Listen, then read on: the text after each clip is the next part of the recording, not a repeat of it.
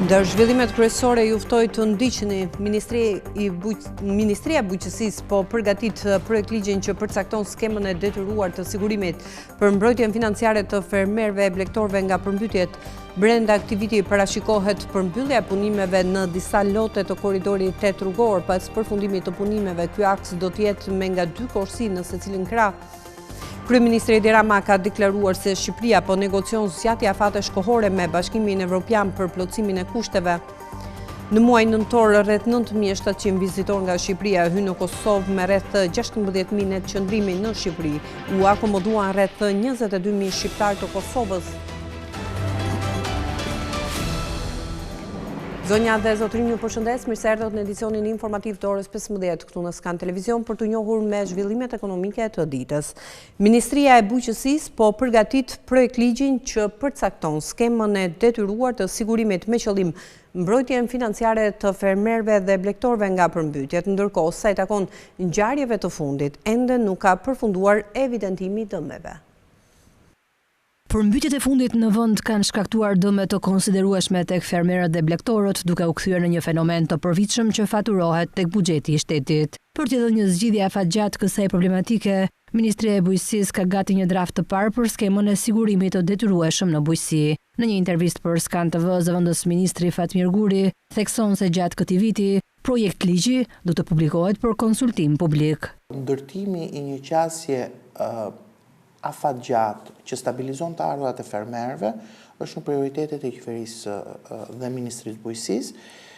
Njëri për instrumenteve që neve kemi mbështetur dhe për të cilin neve po punojmë është pikërisht ndërtimi, hartimi dhe pastaj kalimi besoj gjatë këtij viti për konsultim publik të një ligji për sigurimet në bujqësi.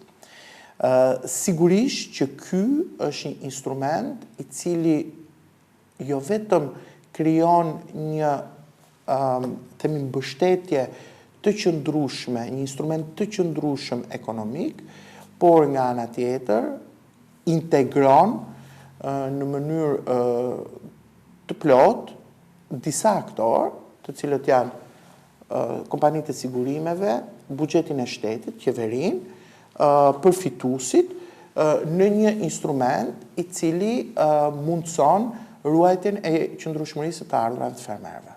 Sa i takon përmbytjeve të fundit, zëvendës ministri bën me dije se bashkitë po udhëheqin procesin e evidentimit të dëmeve në terren dhe së shpejti do të përcaktohet metodologjia për mbështetjen e familjeve të prekura.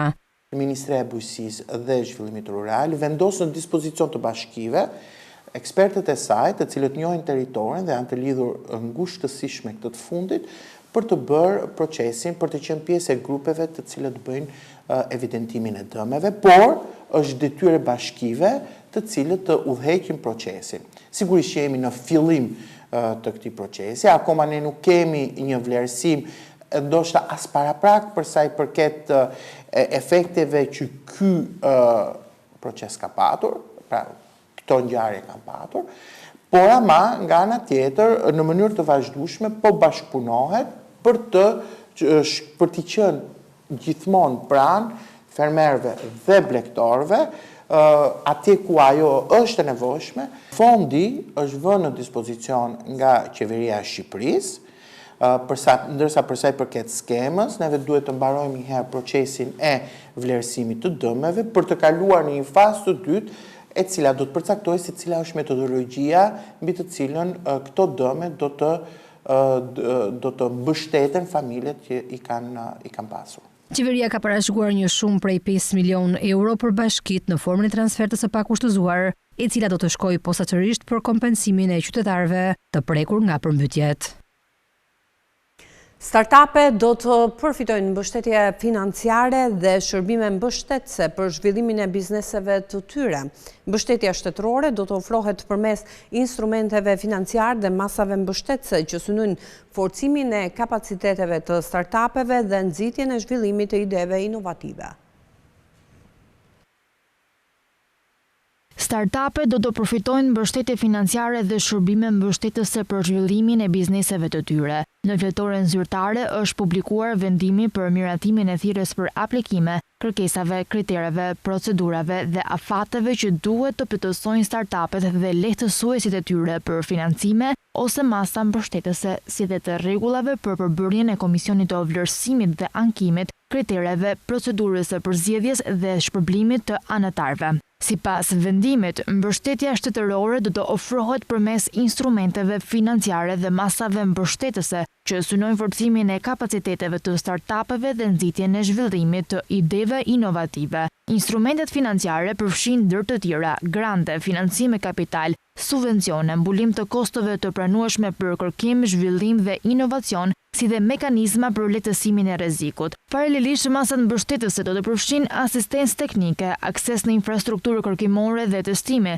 shërbime konsulence ligjore, financiare dhe të biznesit, si dhe vënie në dispozicion të infrastrukturës teknologjike. Procesi i aplikimit është i thjeshtë dhe kryhet përmes platformës digjitale e-Albania. Gjithashtu, vendimi përcakton qartë dhe kategoritë e përfituesve. Mbështetje do të jepet startupeve dhe lehtësuesve të startupeve, të cilët duhet të jenë të vetdeklaruar në regjistrin elektronik përkatës. Startupet do të kategorizohen sipas fazave të zhvillimit, faza fillestare, faza e validimit dhe faza e rritjes. Për startupet në fazën fillestare parashikohet mundësia e aplikimit edhe nga individ privat, vendas ose të huaj, përfshirë nomadët digjital, të cilët synojnë të zhvillojnë aktivitetin e tyre në Shqipëri, ndërsa startupet në fazat e validimit dhe të rritjes duhet të jenë biznese të regjistruara ligjërisht në Shqipëri dhe jo më të vjetra se 6 vjet. Një nga kushtet kryesore për përfitimin e financimit apo masave mbështetëse është përmbushja e detyrimeve tatimore në momentin e aplikimit. Po kështu çdo subjekt ka të drejtë të paraqesë vetëm një aplikim brenda së njëjtës thirrje publike. Ndërkohë, është parashikuar dhe ngritja e komisionit të vlerësimit, i cili do të përbëhet nga 5 anëtar, ndërsa komisioni i ankimit do të ketë 3 anëtar. Këto komisione do të shqyrtojnë, vlerësojnë dhe rendisin aplikimet mbi bazën e kritereve, duke garantuar transparencë dhe konkurrencë në këtë proces. Agjencia për zhvillimin e startupeve dhe inovacionit do të monitorojë projektet dhe do të sigurojë që ato të përmbushin objektivat e përcaktuara. Brenda këtij viti synohet përmbyllja e punimeve në disa lote të korridorit 8 rrugor. Pas përfundimit të punimeve, ky aks do të jetë rrugë e kategorisë B interurbane me nga 2 korsi në secilin krah. Brenda këtij viti parashikohet përmbyllja e punimeve në disa lote të korridorit 8 rrugor. Përfaqësues të Autoritetit Rrugor Shqiptar bën me dije për televizionin Skan se në drejtimin nga Elbasani në Qafthan, përveç lotit 1 që aktualisht është i përfunduar, pritet dhe përmbyllja e fazave 2, 3 dhe 5. Së bashku me të parën, to faza përfshin segmentin që nis nga Labinot Fush deri në qytetin e Librazhdit. Më specifikisht, faza 5 parashikon ndërtimin e tunelit, teksa është e ndarë në 2 segmente, njëri prej të cilëve fillon pikërisht pas urës së Murashit, që shënon fundin e fazës 3, duke bërë që 2 fazat të lidhen me njëra tjetrën. Në drejtimin nga Elbasani në Qafthan, në total janë 8 kontrata që mbulojnë një gjatësi prej 26 kilometra dhe në lotet e tjerë punime do të jenë në vazhdim. Ndërkaq brenda vitit 2026 pritet dhe përmbyllja e 6 loteve të tjerë të korridorit 8, por në drejtimin nga Elbasani drejt Rogozhinës, që mbulojnë rreth 20 kilometra nga 40.7 kilometra që është në total. Edhe në këto segmente ecuria e punimeve është e ndryshme, por autoritetet kanë deklaruar se punimet kryen me lehtësi për shkak të terrenit fushor, si dhe për faktin se janë segmente tërësisht të rinj dhe nuk pengohen nga trafiku, sikurse ndodh në pjesën tjetër të këtij korridori. Pas përfundimit të punimeve, ky aks do jetë rrugë kategorisë B interurbane me nga 2 korsi në secilin krah, ndërsa referuar dokumenteve, shpejtësia e lejuar do jetë në intervalin 90 deri 140 km/h. Enti Regulatori i Energjisë ka nisur procedurën për rishikimin e treguesve dhe kritereve standarde të cilësisë së shërbimit në sistemin e shpërndarjes së energjisë elektrike. Vendimi për rishikimin e treguesve vjen pas rekomandimeve të Kuvendit për përmirësimin e rregullave që lidhen me mbrojtjen e konsumatorëve dhe performancën e operatorëve të shpërndarjes. Enti Regulatori i Energjisë ka nisur procedurën për rishikimin e treguesve dhe kritereve standarde të cilësisë së shërbimit në sistemin e shpërndarjes së energjisë elektrike. Standardet e cilësisë së shërbimit përfshin treguesit si energjia e pafurnizuar, numri dhe kozgjatja e ndërprerjeve, si dhe koha mesatare e riparimit të defekteve. Sipas draftit të propozuar, koha mesatare e nevojshme për riparimin e një defekti në sistemin e shpërndarjes së energjisë elektrike për tensionin e mesëm dhe të ullët, duhet të jetë 1.79 orë për vitin 2026, 1.77 orë për vitin 2027 dhe 1.75 orë në vitin 2028. Gjithsesi ajo ndryshon në varësi të nivelit të tensionit, si dhe zonës nëse është urbane apo rurale. Koha e riparimit të defekteve në zonat rurale është më e lartë. Vendimi për rishikimin e treguesve vjen pas rekomandimeve të Kuvendit për përmirësimin e rregullave që lidhen me mbrojtjen e konsumatorëve dhe performancën e operatorëve të shpërndarjes. Edhe enti rregullator konfirmon se treguesit aktual të standardeve teknike tregojnë nevojën për përshtatje për të reflektuar realitetin e tregut dhe performancën e operatorëve, ndërkohë që rregulloria aktuale përmban dispozita që kanë humbur aktualitetin ose janë bërë të papërshtatshme për situatën operacionale, përfshirë dispozita të caktuara që parashikojnë afate, raporte ose kërkesa që nuk korespondojnë me zhvillimet e sektorit. Cilësia e shërbimit ndikon drejt për drejt te konsumatorët, ndaj standardet e reja do të shërbejnë si bazë për monitorimin e performancës së rrjetit dhe për mekanizmat e rimbursimit në rast të mospërmbushjes së kritereve. Shqipëria po negocion zgjatje afatesh kohore me Bashkimin Evropian për plotësimin e kushteve. Kryeministri Edi Rama ka deklaruar se po kërkohet një fazë ndërmjetme deri në 5 vite pas antarësimit për të arritur standardet evropiane në sektorin e prodhimit ushqimor.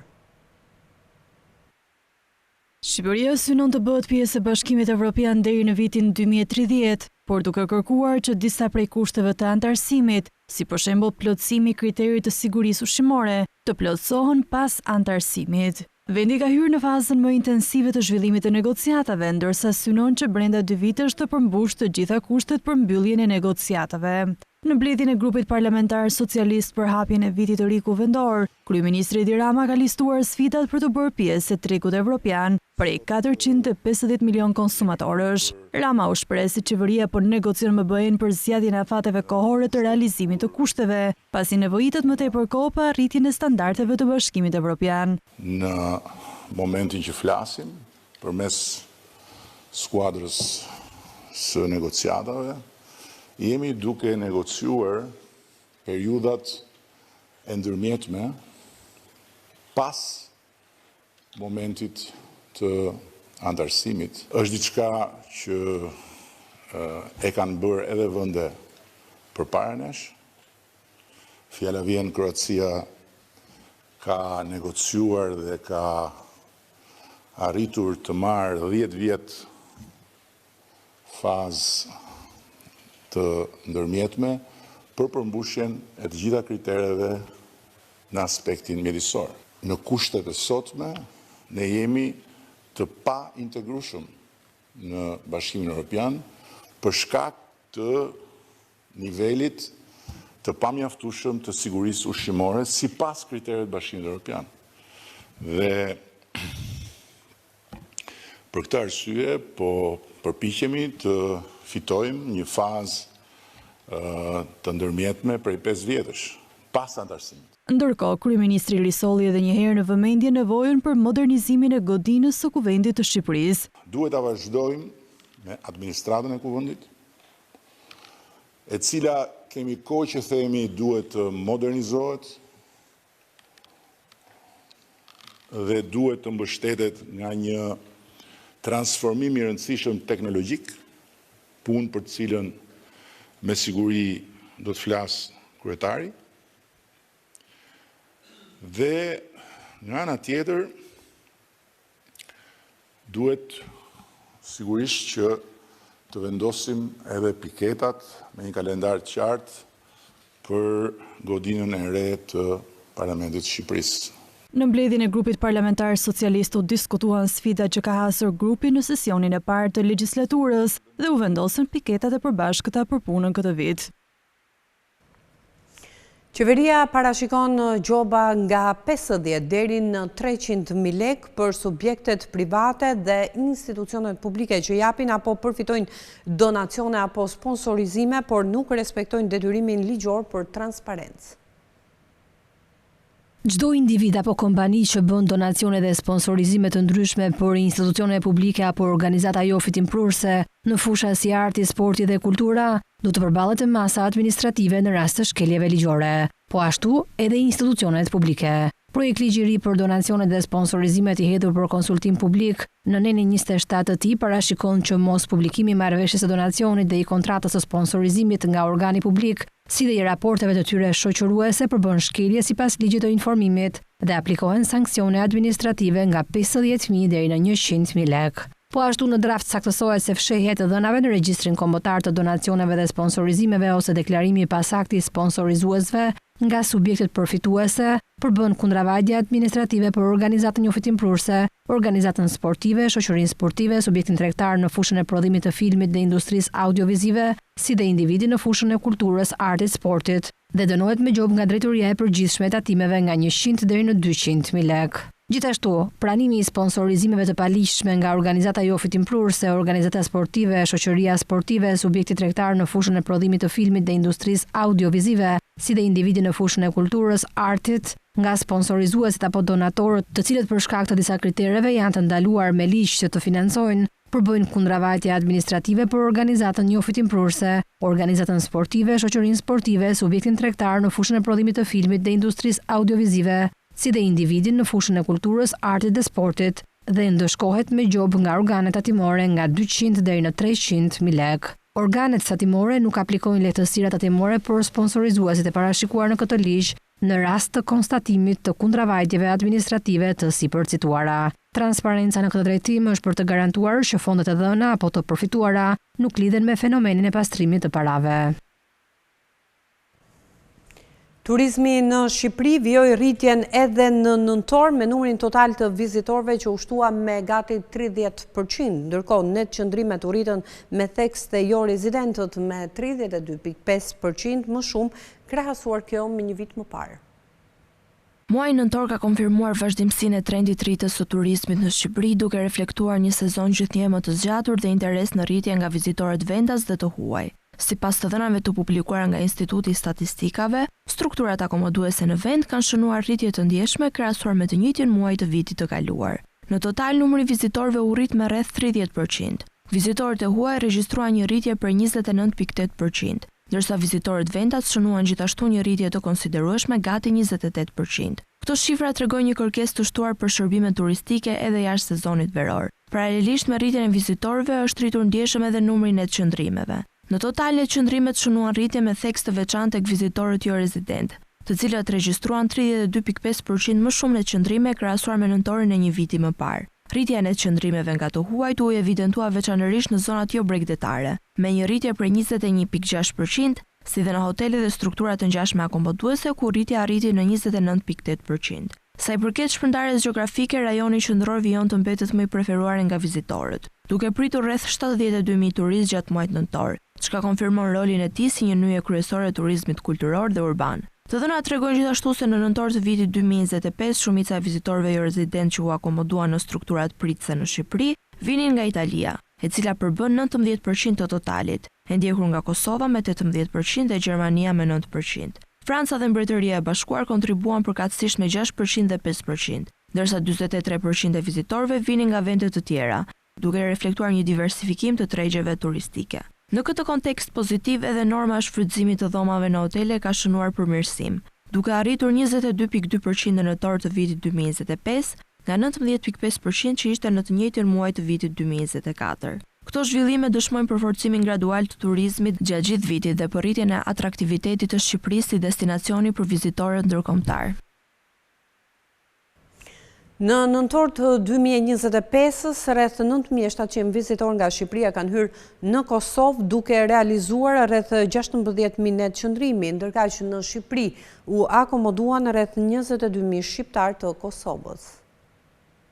Sipas të dhënave të Agjencisë së Statistikave të Kosovës, për muajin nëntor të vitit kaluar, rreth 9.700 vizitorë nga Shqipëria kanë hyrë në Kosovë, duke realizuar rreth 16.000 net qëndrimi, çka tregon se një pjesë e madhe e vizitave kanë qenë disa ditore dhe të lidhura drejt për drejt me festat e nëntorit dhe aktivitetet kulturore që shoqërojnë këtë periudhë. Mesatarja prej rreth 1.6 netësh për vizitor tregon se Kosova nuk është vetëm destinacion kalimtar për shqiptarët e Shqipërisë, por një nga format më të qëndrueshme të qarkullimit rajonal. Ndërkohë, nga ana tjetër të dhënat e Instat tregojnë se ndër vizitorët kryesorë rezident në Shqipëri janë vizitorë nga Kosova, Në të njëjtën periudhë Kosova rënditet ndër shtetet kryesore burimore të turizmit në Shqipëri, nga mbi 126.000 vizitorë rezidentë që kanë vizituar vendin tonë në torë, rreth 18% ka qenë nga Kosova, që përkthehet në afërsisht 22.000 vizitorë kosovar. Vetëm Italia ka patur një peshë pak më të lartë, ndërsa Kosova lë pas tregje si Gjermania, Franca dhe Mbretëria e Bashkuar, duke konfirmuar rolin e saj si partneri më i rëndësishëm rajonal i turizmit shqiptar. Të dhënat tregojnë se zonat bregdetare kanë qenë destinacioni më i preferuar për vizitorët rezidentë, përfshirë dhe shqiptarët e Kosovës, ndërsa hotelet dhe strukturat e ngjashme akomoduese kanë dominuar ndjeshëm mbi format e tjera të qëndrimit. Kjo tregon se udhëtimet e Kosovës drejt Shqipërisë gjatë nëntorit nuk kanë qenë vetëm vizita familjare, por edhe pushime të mirë organizuara, të lidhura me festat dhe fundjavat e zgjatura. Tashma të gjithë qytetarët mund të kryejnë pagesën e taksës së mjetit edhe 100% online. Në një intervistë për Skan Televizion, kreu i drejtorisë së përgjithshme të shërbimeve të transportit rrugor, zoti Kreshnik Bajraktari, u shpreh se kjo risi ju shërben rreth 770.000 qytetarëve.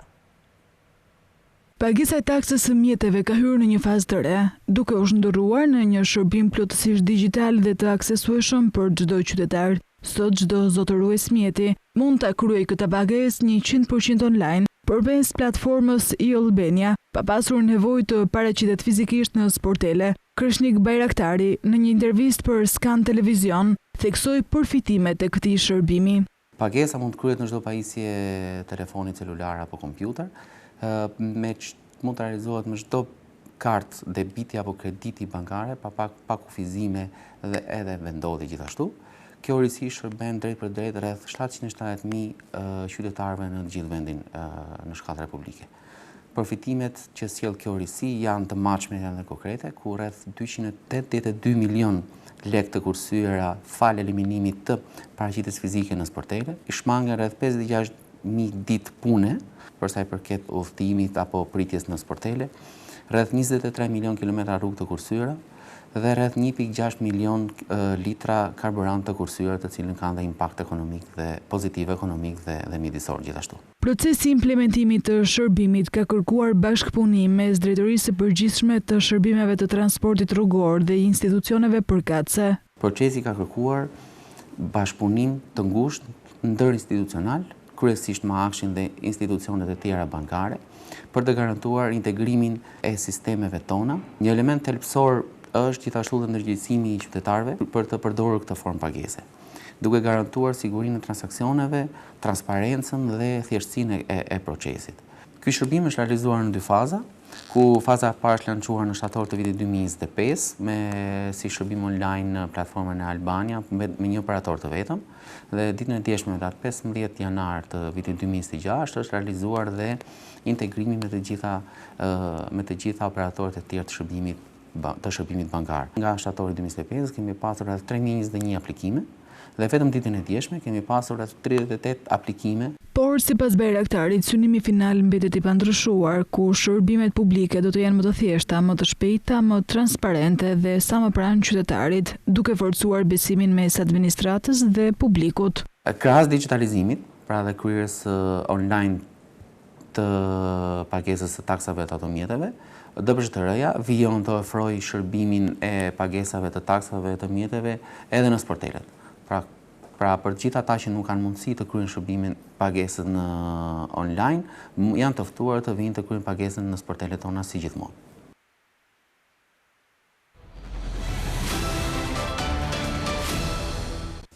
Do të ndalemi me zhvillimet nga bota. Prodhimi i brendshëm bruto në Gjermani u rrit me 0.2% për gjatë vitit 2025, një kthes pasi ekonomia u tkur me 0.9% dhe 0.5% përkatësisht në vitet 2023 dhe 2024. Megjithatë, me sfidat gjeopolitike në rritje, duke përfshirë këtu edhe tarifat e administratës Trump dhe një monedë më të fortë euro, ekonomia do të mbështetet më shumë në tregun e brendshëm se sa në modelin e saj tradicional të eksportit.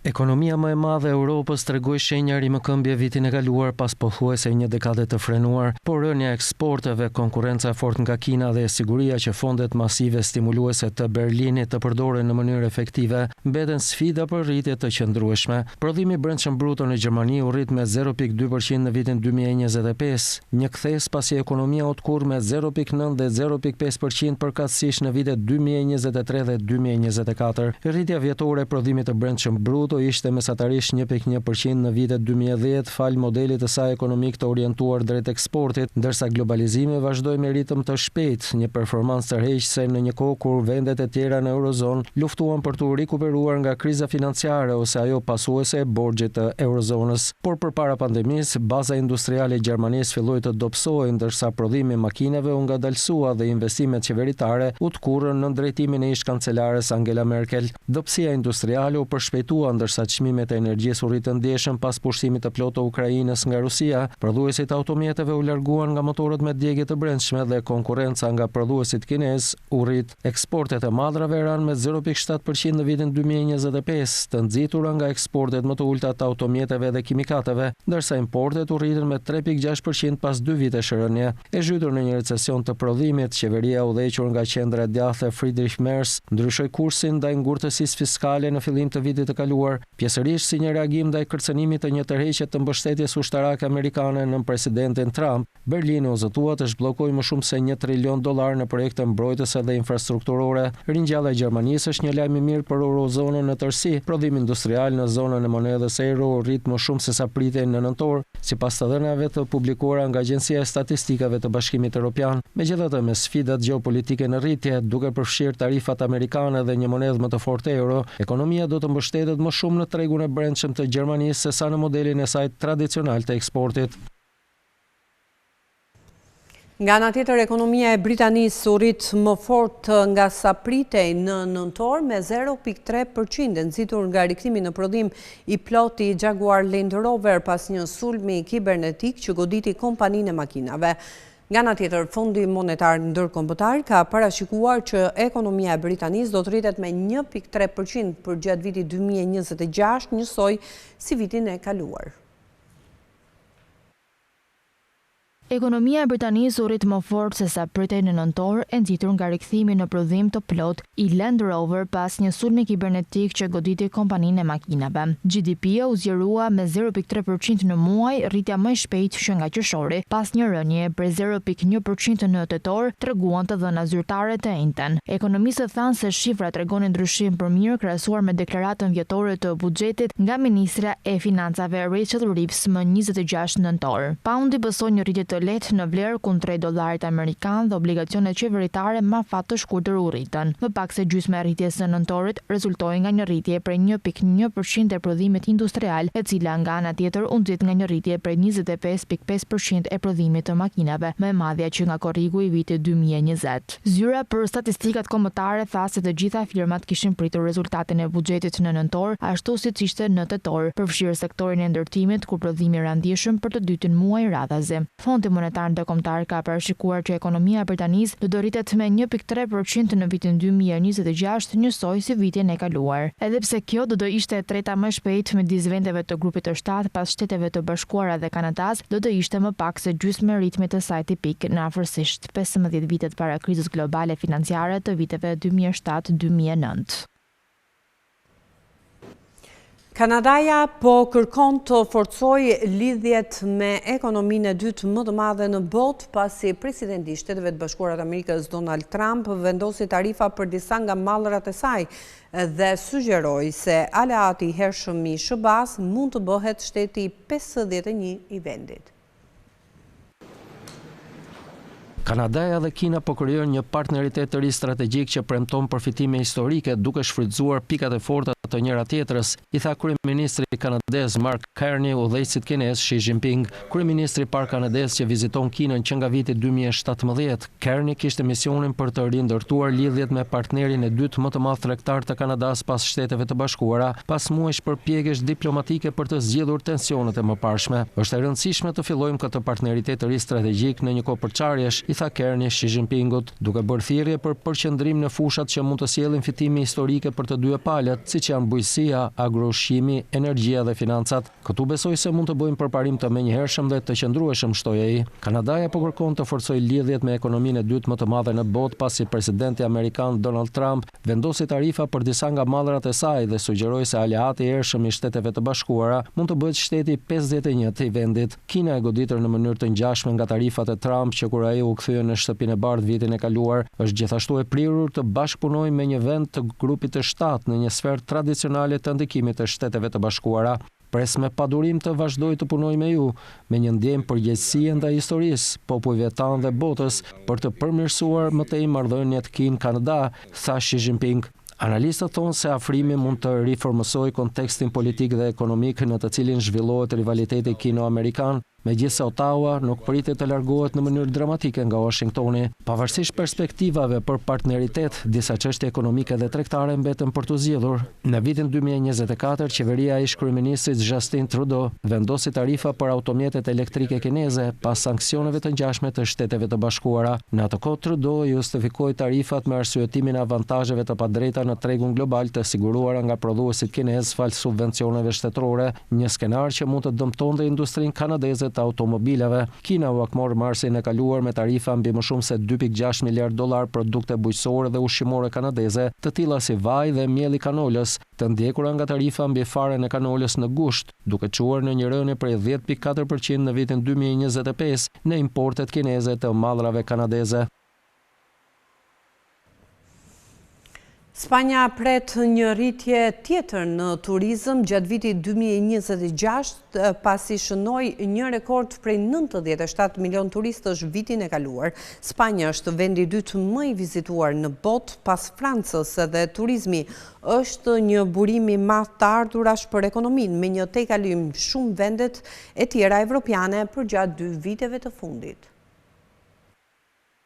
Spanja pret një rritje në turizëm gjatë vitit 2026 pasi shënoi një rekord prej 97 milion turistësh vitin e kaluar, tha sot për mediat ministri i turizmit. Nëse rritja vazhdon, do të arrijmë 100 milion turistë huaj, por nuk jemi të përqendruar në këtë, tha ministri i turizmit në Spanjë, duke shtuar se shifra e vitit të kaluar përfaqësonte një rritje prej 3.5% krahasuar me vitin 2024, ndërsa të ardhurat nga turizmi u rritën me 6.8% në 135 miliard euro apo 157 miliard dollar. Spanja është vendi i dytë më i vizituar në botë pas Francës dhe turizmi është një burim i madh të ardhurash për ekonominë, duke tejkaluar dhe vendet e tjera evropiane në 2 vitet e fundit. Sipas Aleancës Turistike, sektori përbënte rreth 13% të GDP-s në Spanjë për 2025-ën. Ministri i Turizmit tha se në 4 muajt e parë të këtij viti, duke përfshirë sezonin e ngjeshur të festave të Pashkëve, autoritetet parashikonin një rritje prej 3.7% të vizitorëve nga jashtë, 26 milion njerëz, të cilët presin të shpenzojnë 35 miliard euro, 2.5% më shumë se njëjta periudhë vitit të kaluar. Bumi turistik ka shkaktuar gjithashtu tension në shumë pika të nxehta turistike për shkak të efektit indirekt në çmimet e banesave dhe problemeve me burimet natyrore. Ministri i Turizmit u shpreh se Spanja po largohet nga sezonaliteti pasi të dhënat tregojnë se shpenzimet turistike janë rritur me 53% në sezonet e ulta dhe të mesme krahasuar me vitin para pandemisë 2019 dhe me 34% në sezonin e lartë.